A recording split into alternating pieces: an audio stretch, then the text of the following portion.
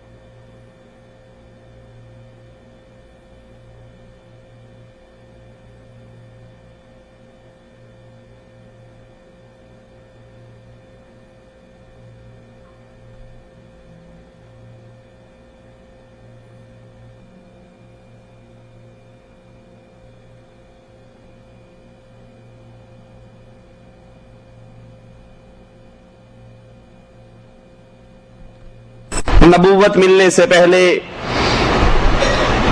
آپ کی عزت کرنے والے اس دعوت کی بنا پر آپ کے دشمن بن گئے اور یہ دشمنی حد سے گزرتی گئی۔ کبھی تو دوران نماز آپ کے کندھوں پر اونٹ کی جیر پھینکی گئی، کبھی آپ کے گلے کے اندر کپڑا ڈال کر بل دیے گئے، کبھی آپ کے راستے میں کانٹے اور پتھر بچھائے گئے، کبھی آپ کے ساتھیوں کو تپتے ہوئے ریت اور کوئلوں پر لٹایا گیا۔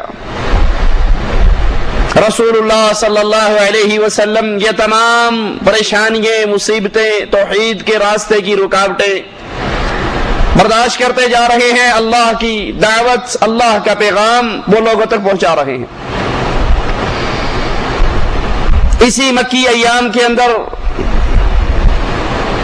جب نوبت یہاں تک پہنچ جاتی ہے کہ کفار مکہ اللہ کے نبی علیہ الصلوۃ والسلام کے قتل کی پلاننگ شروع کر دیتے ہیں، اللہ عز و جل اپنے نبی علیہ الصلوۃ والسلام کو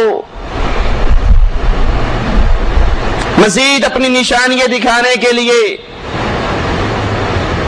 آسمانوں پر بلاتا ہے۔ آپ کو معراج کروائی جاتی ہے۔ اب اس معراج کے حوالے سے بھی ہمارے ملکوں کے اندر، انڈیا پاکستان کے اندر بڑے عجیب و غریب قسم کے واقعات، بڑے عجیب و غریب قسم کے عقائد بڑے مشہور ہیں۔ جو ہی رجب کا مہینہ آتا ہے، من گھڑت مسائل، من گھڑت عقیدے، من گھڑت اعمال، اس کا دروازہ کھل جاتا ہے۔ بلکہ پرسوں ہی کیو ٹیلی ویژن اس پر ایک مفتی صاحب فتویٰ دے رہے تھے، کوئی اگر رجب کے مہینے میں 8 روزے رکھ لیتا ہے تو جنت کے 8 دروازے کھل جاتے ہیں۔ کوئی یہ کر لیتا ہے تو یہ ہو جاتا ہے، یہ کر لیتا ہے تو یہ ہو جاتا ہے۔ اس معراج کے واقعے کو سامنے رکھ کر ہمارے ہاں بڑی نظمیں اور نعتیں بنی ہوئی ہیں۔ ایک بڑی مشہور نعت ہے، پنجابی کا شاعر کہتا ہے، کی نہیں کیتا یار نے ایک یار واسطے، رب محفلاں سجائیاں دیدار واسطے۔ بالکل جیسے عاشق اور معشوق کی ملاقات ہوتی ہے، اس معراج کے سفر کو وہی صورت دے دی گئی ہے کہ عرش سجا رہے تھے، عرش سج رہا تھا، اللہ کے نبی جا رہے تھے اور اللہ نے اپنے نبی کے دیدار کے لیے یہ سارا معاملہ کروایا تھا، پاس بٹھا کر دیکھنا تھا کہ اللہ اپنے عرش پہ ہوتے ہوئے اپنی مخلوق کو نہیں دیکھ رہا۔ آئیے ذرا قرآن و حدیث سے، اللہ کے نبی علیہ الصلوۃ والسلام کی سیرت سے اس واقعے کی حقیقت تو دیکھیں۔ اللہ کے نبی علیہ الصلوۃ والسلام ام ہانی کے گھر کے اندر آرام کر رہے، جبرائیل علیہ الصلوۃ والسلام آتے ہیں، براق سواری ان کے ساتھ ہے جو خچر سے چھوٹی، گدھے سے بڑی۔ اللہ کے نبی علیہ الصلوۃ والسلام کو اس سواری پر بٹھایا جاتا ہے۔ اگر اسی ایک معراج کے سفر کو اور معراج کے سفر سے جو سبق ہمیں ملتا ہے اس کو یاد کر لیا جائے تو انڈیا، پاکستان، بنگلہ دیش، افغانستان، یہ بر صغیر کے لوگوں کے عقیدوں میں سے بہت سے عقیدوں کی صفائی ہو جاتی ہے۔ اللہ کے نبی صلی اللہ علیہ وسلم جو ہی براق پر بیٹھتے ہیں یہ جانور تھر تھراتا ہے، کانپتا ہے۔ نوریوں کا سردار ہے جبرائیل علیہ السلام، ساری نوری مخلوق کا سردار، یہ آگے بڑھ کر براق کی لگام کو تھام لیتا ہے۔ سوار کون ہے؟ بشر۔ خادم کون ہے؟ نوری۔ اگر نبی کو نوری اس لیے کہتے ہو کہ نوریوں کی شان زیادہ ہے تو ذرا ملاحظہ تو کرو، یہاں بشر سواری کر رہا ہے اور نوری غلامی کر رہا ہے۔ رسول اللہ صلی اللہ علیہ وسلم براق پر آپ کا سفر شروع ہوتا ہے، قرآن بیان کرتا ہے سبحان الذی اسری بعبدہ لیلا من المسجد الحرام، پاک ہے وہ اللہ جو لے گیا اپنے بندے کو مسجد حرام سے مسجد اقصی۔ اللہ کے نبی علیہ الصلوۃ والسلام مسجد اقصی میں پہنچتے ہیں، ابراہیم علیہ السلام، اسماعیل علیہ السلام، عیسیٰ، موسیٰ، آدم، نوح علیہ السلام انبیاء کا مجمع ہے۔ ایک روایت میں آتا ہے آپ پوچھتے ہیں یہ کون ہے؟ جواب ملتا ہے آپ سے پہلے گزرے ہوئے انبیاء ہیں، آپ نے ان کی امامت کروانی ہے، ان کو نماز پڑھانی ہے۔ اب سوچئے، غور کیجئے، آدم موجود ہے، نوح موجود ہے، ابراہیم موجود ہے، اسماعیل موجود ہے، یعقوب موجود ہے، یوسف موجود ہے، ادریس موجود، یہ انبیاء کا مجمع موجود ہے، لیکن جب محمد الرسول اللہ موجود ہو تو کسی اور کو جرت نہیں ہوتی وہ مصلی پہ کھڑا ہو جائے۔ سارے انبیاء کی جماعت رسول اللہ صلی اللہ علیہ وسلم نے کروائی تاکہ یہ دنیا یاد کر لے یہ نبی صرف آنے والوں کا امام نہیں، جانے والوں کا بھی امام ہے۔ یہ امتیوں کا ہی امام نہیں، یہ انبیاء کا بھی امام ہے۔ امام الانبیاء محمد الرسول اللہ صلی اللہ علیہ وسلم۔ آپ سے بڑا امام کوئی اور ہے؟ امام اعظم ہے، قائد اعظم ہے، رہبر اعظم ہے، رہنما اعظم ہے محمد الرسول اللہ صلی اللہ علیہ وسلم۔ اللہ کے نبی صلی اللہ علیہ وسلم سے امام اعظم کا لقب چھین کر ہم نے اپنے مولویوں کو دے رکھا ہے، ہمارا امام اعظم فلاں ہے، ہمارا امام اعظم فلاں ہے۔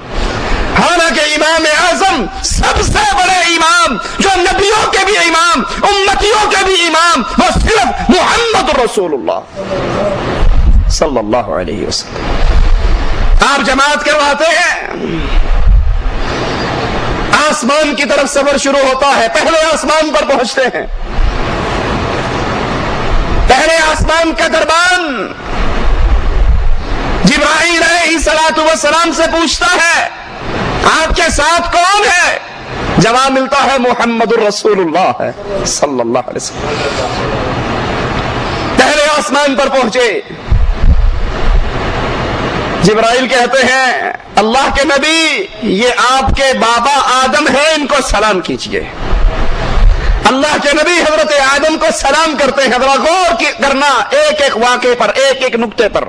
جبرائیل بتا رہے ہیں اللہ کے نبی یہ آدم ہے، سلام کیجئے۔ اللہ کے نبی سلام کہتے ہیں، آدم علیہ السلام کہتے ہیں وعلیکم السلام، مرحبا پیارے بیٹے اور پیارے نبی، نیک بیٹے اور نیک نبی۔ اللہ کے نبی صلی اللہ علیہ وسلم دیکھتے ہیں آدم علیہ السلام کے دائیں طرف بھی کچھ لوگ ہیں جن کو دیکھ کر آدم ہنستے ہیں، بائیں طرف کچھ لوگ ہیں جن کو دیکھ کر روتے ہیں۔ پوچھتے ہیں یہ کیا ماجرا ہے؟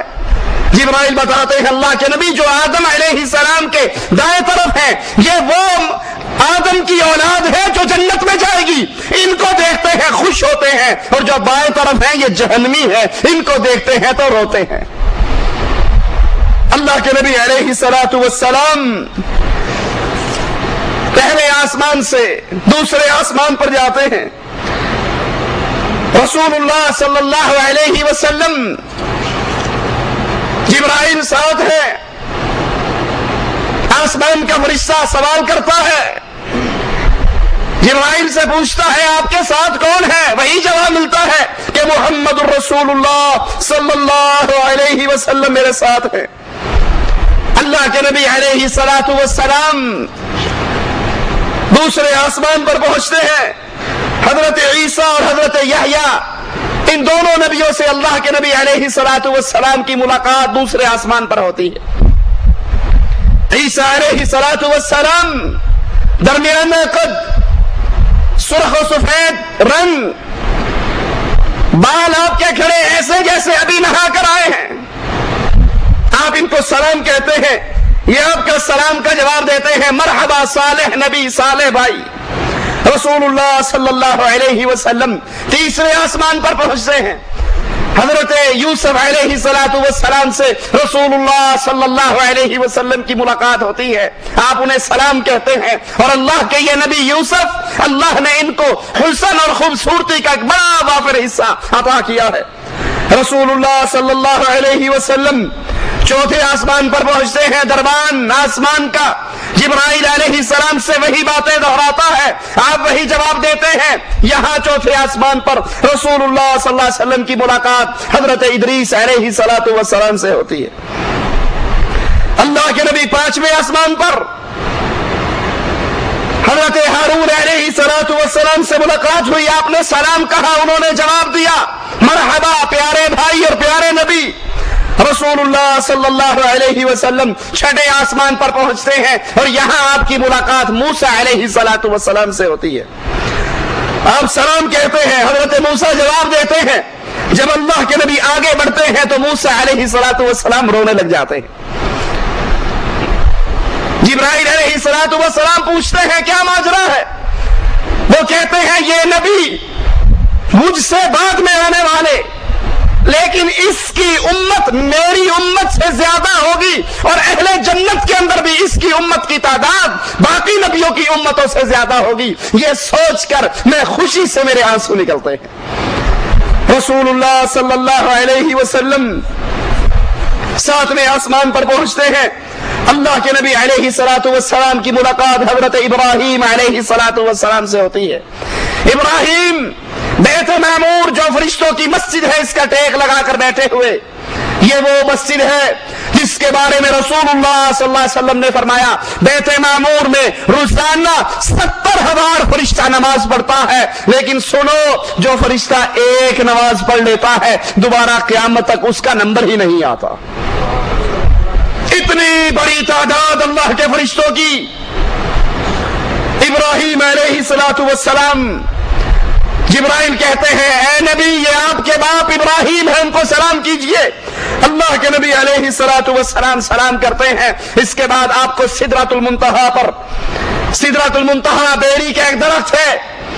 اللہ کے نبی علیہ السلام فرماتے ہیں یہ درخت، اس کے بیر جیسے حجر کے مٹکے ہوں. آپ نے دیکھا ہوگا اپنے علاقوں میں گھڑے، یہ ان مٹکوں جتنے بیر ہیں. اس کے پتے ہاتھی کے کان کے برابر ہیں. جبرائیل نے بتایا یہاں سے 4 نہریں نکلتی ہیں، 2 دنیا والوں کے لیے ہیں اور 2 اہل جنت کے لیے ہیں. دنیا والوں سے پوشیدہ ہے. زمین سے جتنے فرشتے اوپر بڑھتے ہیں یہاں آ کر رک جاتے ہیں، اوپر سے جتنے فرشتے اترتے ہیں وہ بھی یہاں آ کر رک جاتے ہیں. جو انہوں نے لینا ہوتا ہے یہاں سے لے لیتے ہیں، اور جو انہیں دیا جاتا ہے وہ یہاں پر دیا جاتا ہے. رسول اللہ صلی اللہ علیہ وسلم کے سامنے دودھ کا پیالہ، شراب کا پیالہ اور شہد کا پیالہ پیش کیا جاتا ہے. اللہ کے نبی علیہ السلام دودھ کا پیالہ لیتے ہیں اور اسے پی لیتے ہیں. جبرائیل علیہ السلام فرماتے ہیں کہ یہ اللہ کا شکر ہے، آپ نے فطرت کو قبول کیا، آپ کی پوری امت فطرت پر ہے اور آپ بھی فطرت پر ہیں. یہاں رسول اللہ صلی اللہ علیہ وسلم پر 50 نمازیں فرض کی جاتی ہیں. رسول اللہ صلی اللہ علیہ وسلم واپس آتے ہیں، حضرت موسیٰ علیہ السلام کے پاس سے گزر ہوتا ہے. موسیٰ علیہ السلام پوچھتے ہیں کیا ملا، معراج کا تحفہ کیا ہے؟ آپ فرماتے ہیں نمازیں فرض ہوئی ہیں 50 نمازیں. موسیٰ علیہ السلام فرماتے ہیں اے اللہ کے نبی مجھے بنی اسرائیل کا تجربہ ہے، آپ سے پہلی امت کی طرف میں بھیجا گیا، یہ اتنی نمازیں نہیں پڑھ سکیں گے، جائیے اللہ سے درخواست کیجئے اللہ ان نمازوں میں تخفیف کر دے.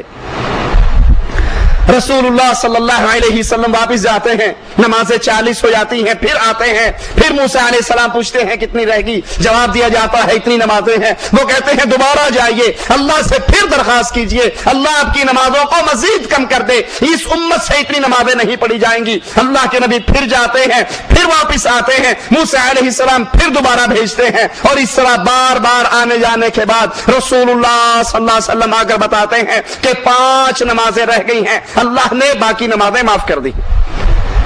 मूसा अलैहिस्सलाम फरमाते हैं बनी इस्राइल का मुझे तजर्बा है, इस उम्मत के पास मैं जाकर देख चुका हूं, ये नमाजें भी मुश्किल हैं, आप जाइए अल्लाह से दरखास्त कीजिए 5 में से भी कमी करे। रसूलुल्लाह सल्लल्लाहु अलैहि वसल्लम फरमाते हैं मैं राजी हो चुका हूं, मैं इस अमर को पसंद कर चुका हूं, अब मैं वापस जाते हुए शर्म आती है। अल्लाह अज़्ज़ा व जल फरमाता है ए नबी, मैंने आपकी उम्मत पर रहमत की, मैंने आपकी उम्मत पर रहमत वाला मामला किया और इन नमाजों में तखफीफ की, लेकिन सुनिए ये मेरे नजदीक वही 50 है, अल्लाह की बातें तब्दील नहीं हुआ करती, मेरे नजदीक वही 50 है।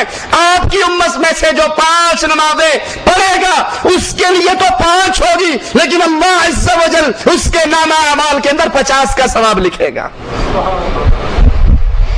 ये असल मेराज का इनाम, ये मेराज का तोहफा। सोचिए रजब के महीने में मेराज का जिक्र करने वालों कि ये असल तोहफा है, कितने हैं हम में से जो इस तोहफे की पाबंदी करते हैं और अल्लाह के इस इनाम की पाबंदी करते हैं कि 5 पढ़ लीजिए, अल्लाह इस 5 को 5 नहीं रहने देगा, अल्लाह की बातें तब्दील नहीं होती, अल्लाह के कलिमात तब्दील नहीं होते, तुम तो 5 पढ़ोगे लेकिन अल्लाह अज़्ज़ा व जल इस 5 के बदले में तुम्हें 50 का सवाब अता करेगा। अल्लाह की रहमत तो बहुत ज्यादा है। इसी मौके पर अल्लाह अज़्ज़ा व जल ने अपने रसूल अलैहिस्सलातु वस्सलाम को यह खुशखबरी भी सुनाई, आपकी उम्मत में से जो इंसान बगैर शिर्क किए मेरे पास आएगा उसके गुनाह कितने हो, एक शिर्क ना होने की वजह से मैं उसके सारे गुनाहों को माफ कर दूंगा। एक नेकी का बदला 10 नेकी है। इंसान नेकी का इरादा करेगा, इरादे करने पे नेकी मिल जाएगी, नेकी कर गुजरेगा 10 गुना सवाब होगा, अल्लाह चाहेगा तो इसको 700 गुना तक बढ़ा देगा। बुराई का इरादा करेगा, बुराई का इरादा करने पर बुराई नहीं लिखी जाएगी, बुराई का इरादा करेगा, बुराई के इरादे पर गुनाह नहीं लिखा जाएगा, और अगर ये गुनाह कर गुजरेगा तब भी सिर्फ 1 लिखा जाएगा, 2 नहीं होंगे। लेकिन नेकी का इरादा, उसमें सवाब, नेकी कर ले 10 गुना और चाहे तो 700 गुना तक बढ़ा दे। और इसी मौके पर रसूलुल्लाह सल्लल्लाहु अलैहि वसल्लम को सूरत बकरा की आखिरी 2 आयात की खुशखबरी दी गई। ये खजाना इसी मौके पर इसकी खुशखबरी दी। रसूलुल्लाह सल्लल्लाहु अलैहि वसल्लम फरमाते हैं इसी मौके पर मैंने जिब्राईल अलैहिस्सलातु वस्सलाम को उसकी ओरिजिनल असली शक्ल के अंदर, उसको उसकी असली हालत में देखा। मैंने जिब्राईल के पर गिनने शुरू किए, उसके 600 पर थे और उसने अपने 600 परों में से सिर्फ 2 पर खोले थे और मुझे ऊपर से कोई चीज उफक पे से नजर नहीं आ रही थी। इतनी है बतनाक अल्लाह की मखलूक। रसूलुल्लाह सल्लल्लाहु अलैहि वसल्लम मक्का के अंदर फिर वापस आते हैं और कुफारे मक्का को मेराज की बात बताते हैं कि अल्लाह अज़्ज़ा व जल रात के 1 पहर में मुझे बैतुल्लाह से बैतुल मक़दस लेकर गया, मस्जिद अक़सा लेकर गया और फिर वहां से मैं आसमानों पर गया, जन्नतों की सैर की, जन्नत की मिट्टी जो मुश्क है उसको देखा, जन्नत की नहरों को देखा, जन्नत की नेमतों को देखा और अल्लाह की निशानियां देखी। कुफारे मक्का कहते ये कोई मानने वाली बात है? रात के 1 पहर में बैतुल्लाह से बैतुल मक़दस, 6 महीने का ऊंटों का सफर, ये रात के 1 पहर में कैसे हो सकता? अबू जहल दौड़ता हुआ अबू बकर के पास जाता है और कहता है अबू बकर क्या अकल मानती है इस बात को, कोई बंदा रात के 1 पहर में बैतुल्लाह से चले, बैतुल मक़दस पे जाए, फिर आसमानों पे जाए, जन्नत देखे, जहन्नम देखे, वापिस आ जाए? क्या अकल मानती है? क्या ऐसा पॉसिबल है, मुमकिन है? ابو بکر کہتے نہیں ایسی بات نہیں ہے, غلط ہے یہ. کہا پتا ہے یہ دعویٰ کس نے کیا ہے؟ اللہ ہم سب کو ابو بکر رضی اللہ عنہ وارضاہ والا ایمان نصیب فرما دے, ان کے نقش قدم پہ چلنے کی توفیق عطا فرما دے. کہا پتا ہے یہ دعویٰ کس نے کیا ہے؟ ابو بکر نے کہا کس نے کیا؟ کہا جس کو تو اپنا رسول مانتا ہے, جس کو تو اپنا نبی مانتا ہے, جس کا تو کلمہ پڑھتا ہے, محمد الرسول اللہ صلی اللہ علیہ وسلم کہتے ہیں میں رات کے ایک پہر میں بیت اللہ سے بیت المقدس گیا, آسمانوں پہ گیا, جنت اور جہنم کو دیکھا, انبیاء سے ملاقاتیں کی اور واپس آ گیا رات کے ایک پہر کے اندر. ابو بکر کہتے ہیں ابو جہل کیا تو نے میرے رسول سے سنا ہے؟ کیا تو نے میرے آقا سے سنا ہے؟ کہا ہاں, مجھے آ کر بتایا, میں نے سنا ہے, تیرا نبی یہ کہتا ہے. کہا پھر ابو جہل سن لے, اللہ کی قسم کھا کر کہتا ہوں محمد جو کہتے ہیں سچ کہتے ہیں صلی اللہ علیہ وسلم. ابو جہل حیران, کہتا ہے ابو بکر عقل مانتی ہے؟ کہا عقل مانے نہ مانے ابو بکر کا ایمان مانتا ہے, محمد جو کہتے ہیں سچ کہتے ہیں, اس کے ہونٹوں سے جھوٹ نکلا نہیں کرتا. کیا یہ ایمان میرا اور آپ کا بھی ایمان ہے کہ اللہ کے نبی کی حدیث میرے اور آپ کے کان سے ٹکرا جائے اور میں کہوں اللہ کے نبی نے جو کہا سچ کہا, ساری دنیا سے ٹکر لی جا سکتی ہے, عقل میں بات آئے یا نہ آئے, عقل کی بات غلط ہو سکتی ہے لیکن محمد کی زبان کے جملے جھوٹ نہیں ہو سکتے صلی اللہ علیہ وسلم. کفار مکہ کہتے ہیں اچھا ٹھیک ہے, بخاری و مسلم میں یہ حدیث موجود ہے, اگر آپ کہتے ہو کہ ہم بیت المقدس میں گئے تو بتاؤ بیت المقدس کے دروازے کتنے ہیں, بیت المقدس کی کھڑکیاں کتنی ہیں, بیت المقدس کے حلیے کے بارے کے اندر کفار سوال کرنا شروع کر دیتے ہیں. محمد الرسول اللہ صلی اللہ علیہ وسلم وہ نبی جس پر اللہ وحی اتار دیتا ہے تو نبی بتا دیتے ہیں, اور اگر اللہ وحی نہ اتارے تو نبی کو پتا, عالم الغیب تو صرف ایک اللہ ہے, فلا یظہر علی غیبہ احدا الا من ارتضی من رسول. اللہ اپنی غیب کی بات کسی کو نہیں بتایا کرتا سوائے اپنے نبیوں کو, جس کو چاہتا ہے جو چاہتا ہے بتا دیتا. اللہ کے نبی علیہ الصلوۃ والسلام فرماتے ہیں یہ سنتے ہی ان کے یہ سوالات سن کر مجھے اتنا غم اور دکھ ہوا, اتنا دکھ ہوا کہ اتنا دکھ مجھے پہلے کبھی نہیں ہوا کہ میں نے تو خود کہا میں بیت المقدس ہو کر آیا, اب یہ پوچھتے ہیں دروازے کتنے ہیں, کھڑکیاں کتنی ہیں, اور مجھے تو علم نہیں ہے. مجھے اس بات کا بڑا صدمہ ہوا, اللہ عز و جل نے اپنی قدرتوں کے ساتھ سارے پردے ہٹا کر بیت المقدس کو میرے سامنے کر دیا. میں بیت المقدس کو دیکھ رہا تھا, کفار سوال کر رہے تھے اور ان کے سوالوں کا جواب میں دیتا رہا. محمد الرسول اللہ صلی اللہ علیہ وسلم جب تک اللہ نے ان پردوں کو نہیں ہٹایا, آپ کے سامنے بیت المقدس کو نہیں کیا, آپ کو کچھ علم نہیں. کفار پوچھ رہے ہیں, آپ کو ان سوالوں پر دکھ ہو رہا ہے, لیکن جب اللہ نے بتا دیا, اللہ نے پردوں کو ہٹا دیا, اللہ نے دکھا دیا, تو پھر ان کی ایک ایک بات کا جواب دے دیا. رسول اللہ صلی اللہ علیہ وسلم سے پوچھا گیا اے اللہ کے پیارے نبی کیا آپ نے اللہ کو دیکھا ہے؟ یہی نعتیں چلتی ہیں نا, کی نہیں کیتا یار نے کی یار واسطے, رب محفلاں سجائیاں دیدار واسطے. یہ تو ساری ملاقات ہی دیدار کے لیے تو آئے تھے. حفاظت قرآن منتظر عباس نقوی شیعہ کی کتاب ہے, وہ تو اس سے آگے کہتا ہے جب معراج ہوئی اللہ کے نبی عرش پہ پہنچے تو پھر وہاں پردہ پڑا ہوا تھا. اللہ نے پوچھا یہ پردہ, رسول اللہ صلی اللہ علیہ وسلم نے پوچھا یہ پردہ کیسا ہے, تو پردہ ہٹا دیا گیا, پیچھے سے حضرت علی نمودار ہو گئے. کہا تجھے معراج پہ بلایا ہی اس لیے تاکہ علی کی ولایت تجھے سمجھا دی جائے. اللہ کے نبی سے سوال ہوتا ہے, آپ نے اللہ کو دیکھا, آپ نے اللہ کا دیدار کیا؟ رسول اللہ صلی اللہ علیہ وسلم نے فرمایا, صحیح مسلم کے اندر کتاب الایمان میں یہ روایت موجود ہے کہ میں نے تو نور کو دیکھا, اور اللہ کا حجاب, اللہ کا پردہ بھی نور ہے. اللہ اگر نور کے پردوں کو ہٹا دے تو اللہ کے چہرے کے نور سے جہاں تک نگاہ جائے ہر چیز جل کر راکھ ہو جائے. اللہ کی ایک تجلی احد پہاڑ طور پہاڑ برداشت نہیں کر سکا. اس دنیا کا انسان دنیا کے جسم کے ساتھ, دنیا کی آنکھوں کے ساتھ اپنے رب کا دیدار نہیں کر سکتا. ہاں جب قیامت کا دن ہوگا, جنتی جنت میں جائیں گے, تو رسول اللہ صلی اللہ علیہ وسلم نے فرمایا تم اپنے اللہ کے دیدار ایسے کرو گے جیسے 14ویں کے چمکتے ہوئے چاند کو دیکھتے. حضرت عائشہ رضی اللہ تعالی عنہا فرماتی ہے, جس نے یہ کہا کہ رسول اللہ صلی اللہ علیہ وسلم نے اللہ سے ملاقات کی, اللہ کا دیدار کیا, اللہ کو دیکھا, فقط کذب علی النبی, اس نے محمد رسول اللہ پر جھوٹ بولا. یاروں نے تو عقیدے گھڑ لیے.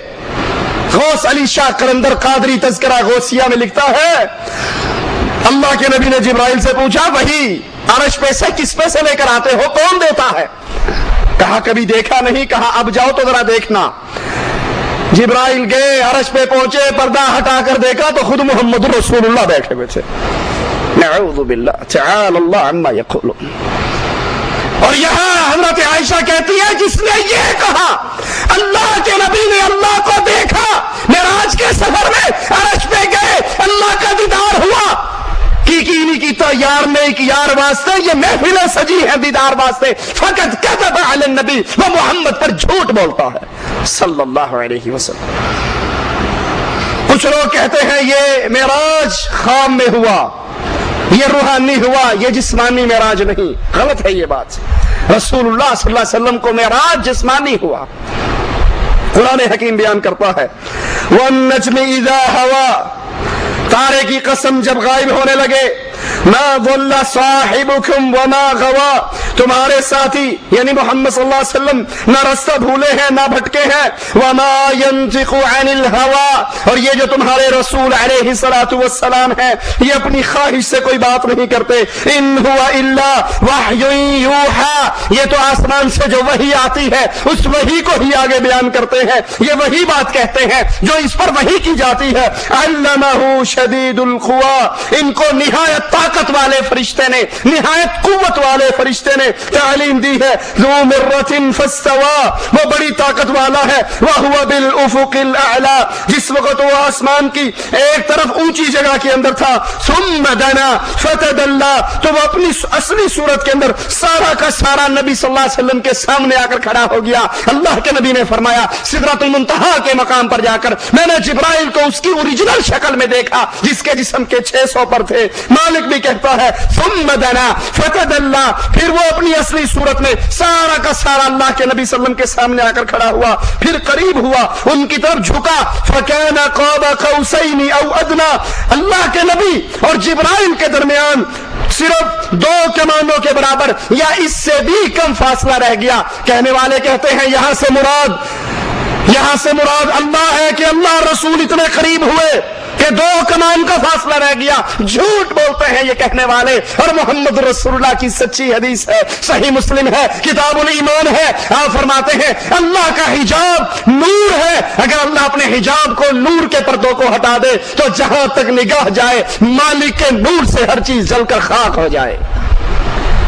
فَأَوْحَى إِلَىٰ عَبْدِهِ مَا أَوْحَى, تو پھر جبرائیل علیہ الصلوۃ والسلام اللہ کے نبی کے قریب ہوئے. اس وقت اللہ نے اپنے بندے پر جو وحی بھیجنی چاہی بھیجی. مَا كَذَبَ الْفُؤَادُ مَا رَأَىٰ, جو کچھ رسول اللہ صلی اللہ علیہ وسلم نے دیکھا دل نے اسے جھوٹ نہ جانا. أَفَتُمَارُونَهُ عَلَىٰ مَا يَرَىٰ, تو کیا جو کچھ وہ دیکھتے ہیں تم اس کے بارے میں ان سے جھگڑا کرتے ہو. رسول اللہ صلی اللہ علیہ وسلم اپنے جسم کے ساتھ گئے, آپ کو جسمانی معراج ہوئی, اللہ کے نبی نے انبیاء سے ملاقات کی, اور یہ آپ کا معجزہ تھا, محمد رسول اللہ صلی اللہ علیہ وسلم کا معجزہ. کیونکہ قرآن نے تو پہلے ہی بتا دیا تاکہ ہم اپنے رسول کو مزید نشانیاں دکھائیں, مزید اپنی نشانیاں اس کے سامنے وا کر دیں. سننے کو تو یہ قصہ, بتانے کو یہ قصہ, لیکن یہ قصہ نہیں ہے. آئیے غور کیجئے یہ ہمیں سبق کیا دیتا ہے, یہ ہمیں درس کیا دیتا ہے, یہ ہمیں تعلیم کیا دیتا ہے. عقیدے کے وہ کون سے الجھے ہوئے مسائل ہیں جن کو واقعہ معراج کھول کے رکھ دیتا ہے. سب سے پہلا سبق معراج کا, سبحان الذی اسرا بعبدہ، غور کیجئے اس لفظ پر، پاک ہے وہ اللہ، اسرا جو لے گیا، بعبدہ بنورہ نہیں، جو اپنے نور کو نہیں لے کر گیا، بعبدہ جو اپنے بندے کو لے کر گیا۔ معراج کی یہ آیات ہمیں کھول کر بتا رہی ہے محمد الرسول اللہ نور من نور اللہ نہیں ہے۔ الصلاۃ والسلام علیک یا نور من نور اللہ کہنے والے اللہ پر بہتان باندھتے ہیں، اللہ کی ذات میں شرک کرتے ہیں۔ مالک تو کہتا ہے بعبدہ، میں اپنے بندے کو لے کر گیا۔ اسی لیے رسول اللہ صلی اللہ علیہ وسلم نے فرمایا لا تطرونی کما اطرت النصارى، میری شان کو ایسے نہ بڑھا دینا جیسے عیسائیوں نے غلو کیا حضرت عیسیٰ کی شان میں۔ عیسیٰ اللہ کے بندے تھے، انہوں نے اللہ کا بیٹا بنا دیا۔ انا عبد اللہ، میں اللہ کا بندہ ہوں، میں اللہ کا رسول ہوں، تم بھی مجھے اللہ کا بندہ کہو، اللہ کا رسول کہو، نور من نور اللہ نہ کہو۔ پہلا مسئلہ معراج سے ثابت ہوا، ان آیات سے ثابت ہوا کہ اللہ کے نبی صلی اللہ علیہ وسلم اللہ کے بندے تھے، اللہ کا نور نہیں تھے۔ دوسری بات، رسول اللہ صلی اللہ علیہ وسلم معراج کا یہ واقعہ ہمیں سبق دیتا ہے کہ اللہ کے نبی حاضر ناظر نہیں تھے۔ جو کہتے ہیں نا دم بدم پڑھو درود، حضرت بھی ہیں یہاں موجود، بکواس کرتے ہیں، جھوٹ بولتے ہیں۔ ان مولویوں کو معراج کا یہ واقعہ سناؤ، مان لیتے ہیں۔ اگر تم کہتے ہو طاہر القادری صاحب کے پاس بھی رسول اللہ آئے، مولوی زکریا صاحب کے پاس بھی صوفی اقبال ان کے شاگرد نے لکھا بہجت القلوب کے اندر کہ اللہ کے نبی آئے، فضائل حج اور فضائل درود سن کر گئے۔ اگر تم کہتے ہو الیاس قادری کے ملتان کے اجتماع میں رسول اللہ صلی اللہ علیہ وسلم آتے ہیں، تو انہیں بتاؤ معراج کے واقعے میں تم نے سنایا سارے انبیاء موجود تھے، لیکن آدم، عیسیٰ، موسیٰ، ابراہیم علیہم السلام کے ہوتے ہوئے مصلی امامت پہ کوئی اور نہیں چڑھ سکا کیونکہ محمد رسول اللہ موجود تھے۔ اگر تمہارے جلسے کے اندر بھی رسول اللہ آتے ہیں، میلاد کے اندر کرسی سجتی ہے، تو تقریر کرنے کے لیے طاہر القادری کیوں بیٹھتا ہے؟ نماز پڑھانے کے لیے الیاس قادری کیوں آگے ہوتا ہے؟ اگر محمد موجود ہو تو ابراہیم جماعت نہیں کرواتے، محمد امام اعظم بنتے ہیں صلی اللہ علیہ وسلم۔ لیکن تمہارے جلسے میں تم سے بڑا گستاخ اور کون ہوگا؟ دعویٰ کرتے ہو آگے آگے تاج والے، دم بدم پڑھو درود، حضرت بھی ہے یہاں موجود۔ تقریر تمہارا مولوی کرتا ہے، جماعت تمہارا مولوی کرواتا ہے، بیان تمہارا مولوی کرتا ہے، سٹیکر چھپے ہوئے ہم نے اپنی آنکھوں سے دیکھے پاکستان میں، سنا ہو ہر عاشق کے گھر تشریف لاتے ہو، ہمارے گھر میں بھی ہو جائے چراغا یا رسول اللہ۔ اللہ کے نبی حاضر ناظر ہے جب چاہتے ہیں۔ مقالات قاسمی کے اندر سید قاسمی، احمد سعید قاسمی ملتان والا بابا، وہ اپنی کتاب کے اندر لکھتا ہے اللہ کے نبی ہر وقت ہر جگہ پہ حاضر ہے، ناظر ہے، رحمت پہنچاتے ہیں، پہنچانے کی طاقت رکھتے ہیں، ہر کسی کا حال جانتے ہیں، ہر طرح کی قدرتوں کے مالک ہیں۔ پھر بتاؤ معراج پہ براق کیوں آیا تھا؟ اللہ کے نبی حاضر ناظر تھے، بیت اللہ میں بھی تھے، مسجد اقصی میں بھی تھے، پھر یہ جبرائیل سواری لے کر کیوں آئے تھے؟ آپ تو پہلے سے وہاں موجود تھے۔ آسمانوں کا فرشتہ بھی وہابی لگتا ہے کہ اس نے پوچھا آپ کے ساتھ کون آیا ہے؟ اسے نہیں پتا، نبی تو حاضر ناظر ہے، پہلے سے یہاں بیٹھے، اس نے کیوں پوچھا کون آیا ہے؟ آپ بیت اللہ میں تھے تو بیت المقدس خالی تھا، جب آپ بیت المقدس میں پہنچے بیت اللہ خالی تھا، جب آپ پہلے آسمان پر پہنچے تو پوری دنیا خالی تھی، محمد رسول اللہ صلی اللہ علیہ وسلم دنیا پہ نہیں تھے۔ موسیٰ علیہ السلام آپ کو بھیجتے ہیں جاؤ، موسیٰ کیوں کہتے ہیں جاؤ؟ اگر نبی حاضر ناظر ہے تو موسیٰ کو تو پتا ہے یہاں بھی ہے وہاں بھی ہے، ادھر بھی ہے اور ادھر بھی ہے۔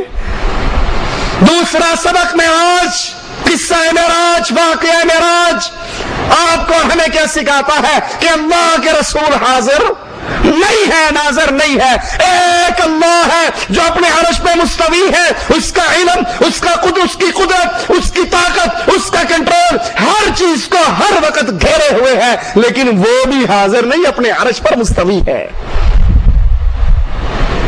تیسرا سبق واقعہ معراج میں ہمیں کیا دیا؟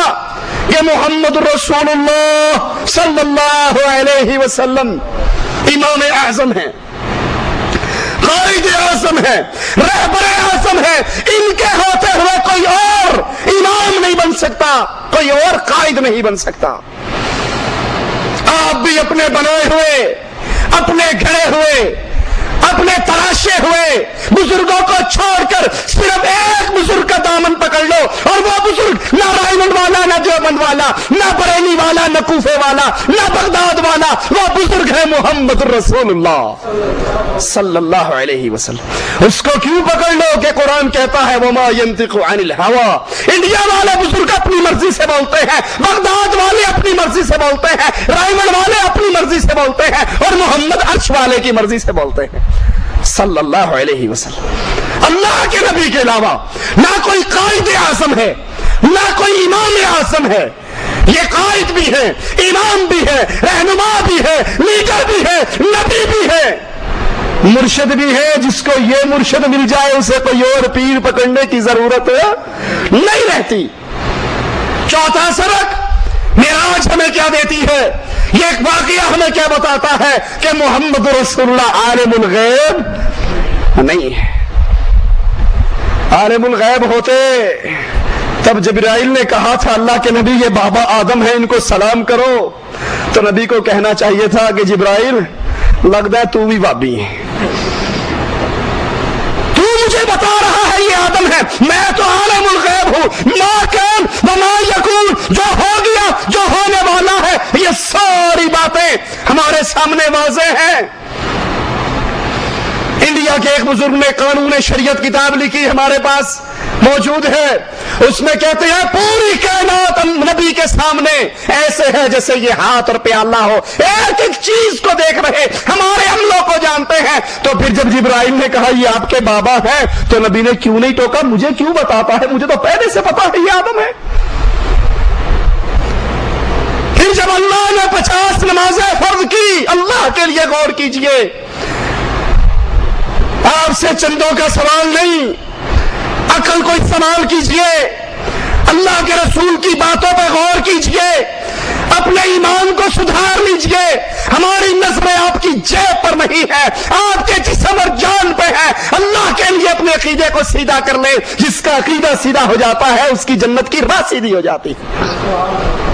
وہ اور ہوں گے جو گیارہویں کے نام پہ، تیجوں کے نام پہ، کنڈوں کے نام پہ کھانے والے ہوں گے، ہم کھانے والے نہیں، آپ کی جان کو آگ سے بچانے والے ہیں۔ اللہ کی رحمت سے دعوت یہ ہے توحید کو سدھار لو، عقیدے کو سیدھا کر لو۔ جس کا عقیدہ سیدھا ہو گیا، رب نے اپنے نبی کو سدرۃ المنتہا پہ یہ خوشخبری دی تھی جو شرک کے بغیر میرے پاس آئے گا سارے گناہوں کو معاف کر کے جنت کے وارث بنا دوں گا۔ اللہم اجعلنا منہم ومعہم وفیہم۔ اللہ کے نبی پر 50 نمازیں فرض ہوئی۔ اللہ کے نبی عالم الغیب ہوتے تو وہی کہتے اللہ ابھی جتنی کم کرنی ہے ایک ہی دفعہ کم کر دے، بار بار کیوں چکر لگوائے گا؟ خود غور کر لو۔ موسیٰ علیہ السلام اپنے تجربے کی بنیاد پر کہتے ہیں میں پہلے دنیا والوں کے پاس جا چکا ہوں، اتنی ساری نہیں پڑیں گے، جاؤ کم کرواؤ۔ جب اللہ نے 40 کی تو نبی وہاں نہیں کہہ سکتے تھے کہ آخر آپ نے 5 ہی دینی ہے نا، میرے پھیرے ضرور مروانے ہیں، یہی ختم کرو، جو 5 دینی ہے 2 میں جاؤں۔ اللہ کے نبی عالم الغیب نہیں، عالم الغیب فلا یظہرہ علی غیبہ احدا، غیب دان صرف ایک اللہ ہے، عالم الغیب صرف ایک اللہ ہے۔ نبیوں کو جتنا بتا دیا جاتا ہے پتہ لگ جاتا ہے، اور جو بات رب چھپا لیتا ہے اس کا پتہ نہیں لگتا۔ ایک اور سبق اس واقعہ معراج سے ہمیں ملتا ہے کہ رسول اللہ صلی اللہ علیہ وسلم اللہ کا دیدار نہیں کرتے، عرش پہ نہیں پہنچتے، عرش پہ پاؤں نہیں رکھتے، بلکہ وہ سدرۃ المنتہا سے اوپر جہاں تک مالک نے چاہا وہ لے گیا، اور پھر صرف نور کو، اللہ کے نور کے حجاب کو دیکھا اور واپس آ گئے۔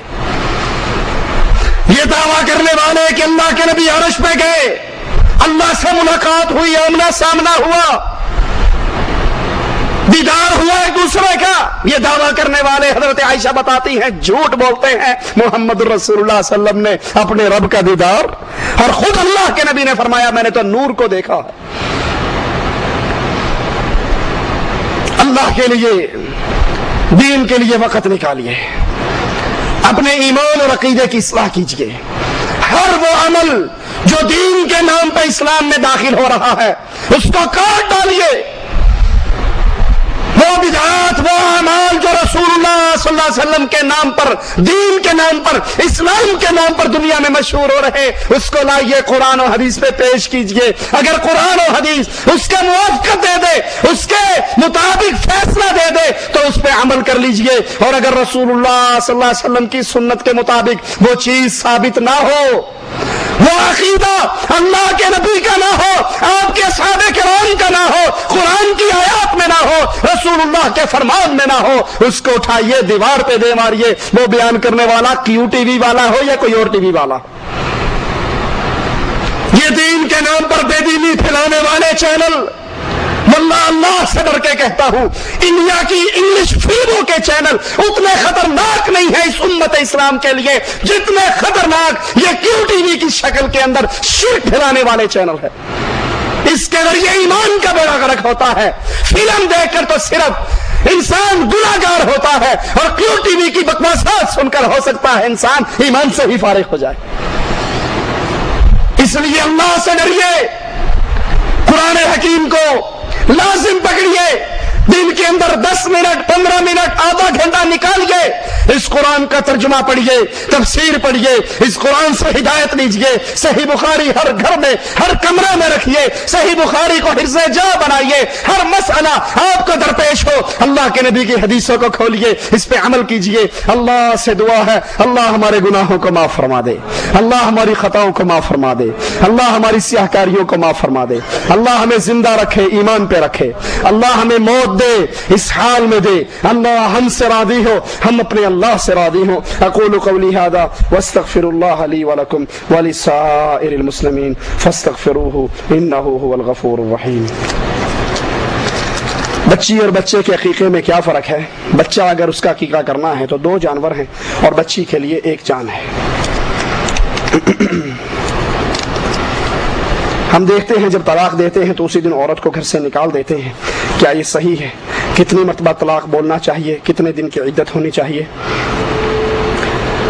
طلاق دینے کے بعد عورت کو فوراً گھر سے نہیں نکالنا چاہیے، بلکہ وہ عدت کے دن اپنے خاوند کے گھر کے اندر، اگر پہلی طلاق ہے یا دوسری طلاق ہے تو پھر وہ خاوند کے گھر کے اندر اپنے عدت کے دن گزارے.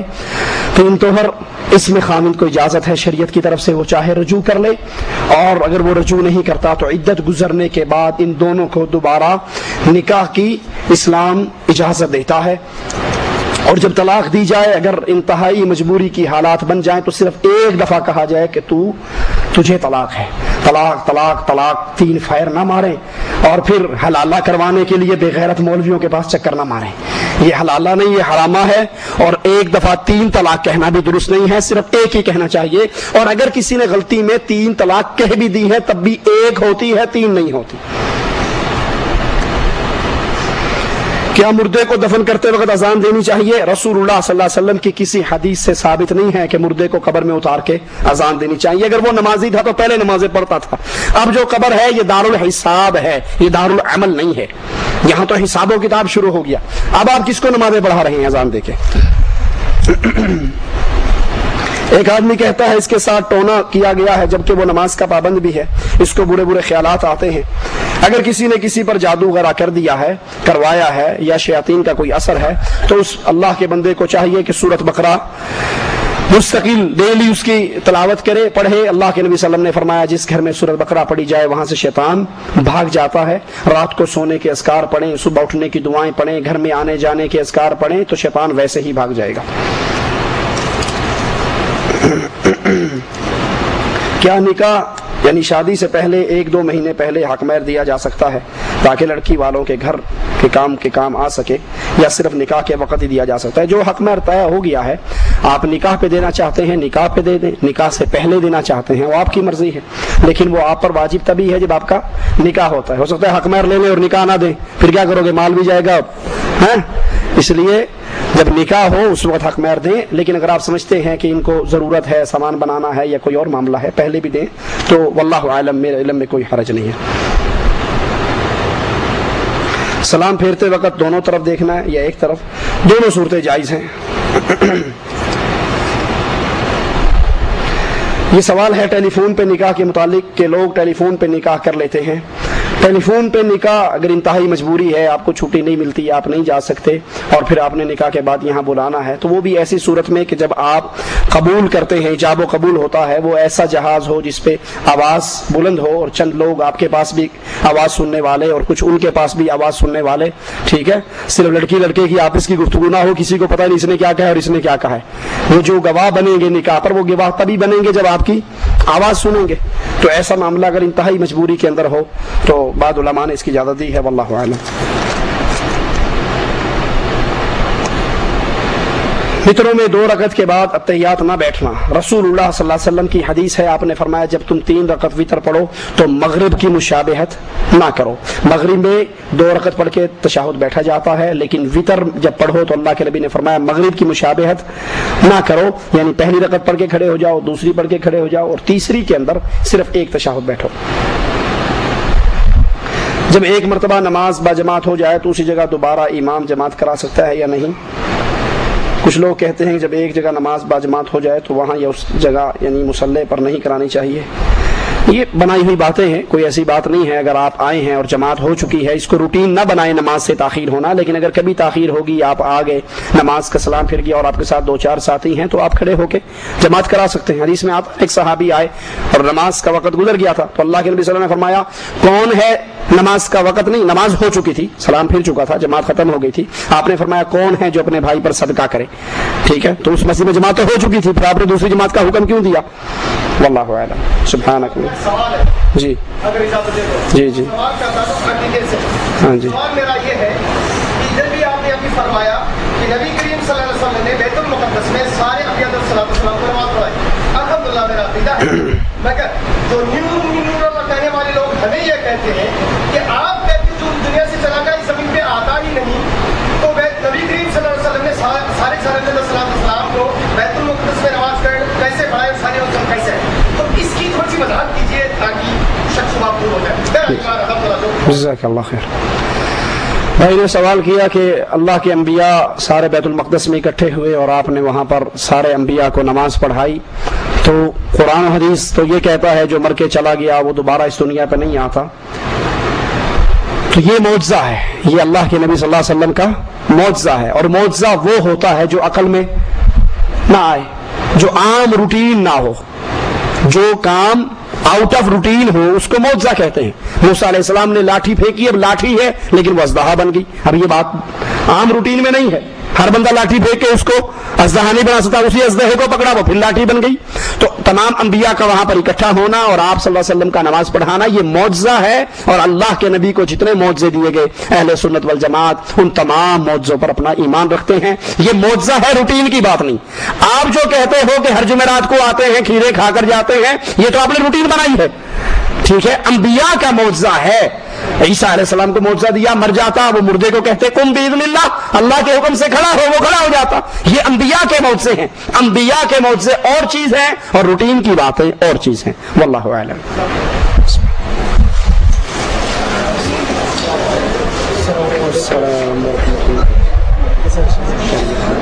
तबीयत ठीक है।